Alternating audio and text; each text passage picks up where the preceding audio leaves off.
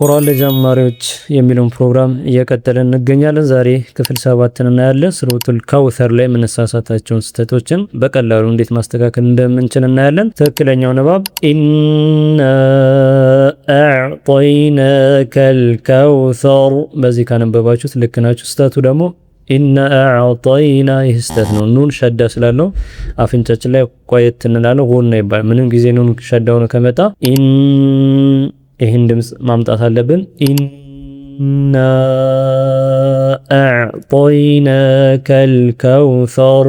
በዚህ መልኩ ኑን ሸዳ ላይ ቆየት በሉበት፣ የተስተካከለ ይሆንላችኋል ማለት ነው። ሌላኛው ስህተት ሁለተኛው አንቀጽ ላይ ፈሰሊ ሊረቢከ ወንሐር። ይህ ትክክለኛው ንባብ ሲሆን የምንሳሳተው ስህተት ደግሞ ፈሰሊ ሊረቢከ ወንሐር። ወንሐር አይባልም። ወንሐ ከመካከለኛ በወሮ የሚወጣ ፊደል ስለሆነ ይህንን ሐ ማስተካከል አለባችሁ።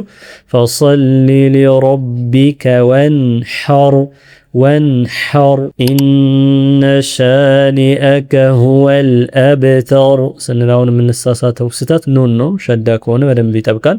ኢነ የዚህን ያህል መቆየት አለብን። ኢነ ሻኒአከ ሁወል አብተር።